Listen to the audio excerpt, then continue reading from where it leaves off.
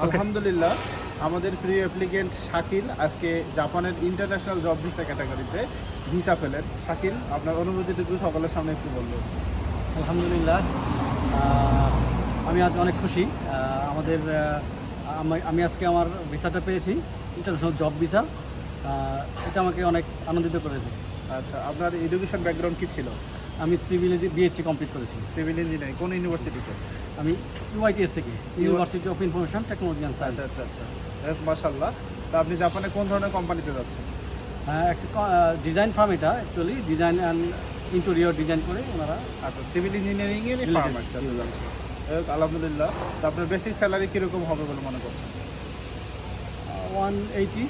180 বাংলা টাকায় মোটামুটি ওভারটাইম সহকারে 1,80,000 থেকে 2,000 মতো ইনকাম হইতে পারে। ঠিক আছে। তো বাংলাদেশ থেকে আপনার জাপানিজ লেভেল কতটুকু আপনি শেষ করেছেন?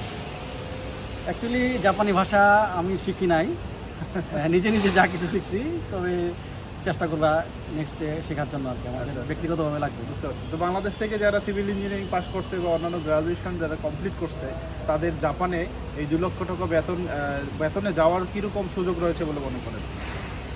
বর্তমান আমি যেটা জানি, জাপান খুব ইঞ্জিনিয়ারিং সেক্টরটাকে খুব প্রাধান্য দিচ্ছে। ওনারা জাপানি ইঞ্জিনিয়ার স্কিল ডেভেলপ যারা, তাদেরকে নিচ্ছে। অনেক সুযোগ আছে সেক্ষেত্রে।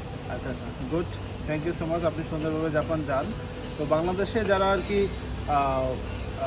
মানে জব পাচ্ছে না, হ্যাঁ, গ্র্যাজুয়েশন যারা কমপ্লিট করছে, তাদের কি উচিত জাপান যাওয়া কি না, আপনি কি মনে করেন? জি, অবশ্যই। জাপান একটি ডেভেলপ কান্ট্রি, আমাদের সেখান থেকে অনেক কিছু শেখা উচিত এবং যাওয়ার যেহেতু সুযোগ আছে, আমাদের চেষ্টা করা উচিত। আচ্ছা আচ্ছা, থ্যাংক ইউ সো মাচ। তো সর্বোপরি আমাদের রেওয়া আইটি অ্যান্ড কনসালটেন্সি আপনাকে সাপোর্ট কীরকম দিয়েছে? কতদিনের মধ্যে ভিসাটা পেলেন? 3 মাস অ্যাবাউট। অ্যাপ্লিকেশন থেকে শুরু করে এখন পর্যন্ত 3 মাস থেকে ভিসা পর্যন্ত 3 মাসের মধ্যে আপনি ভিসাটা পেয়েছেন। Thank you so much. দোয়া করি। ওকে, ধন্যবাদ। Thank you.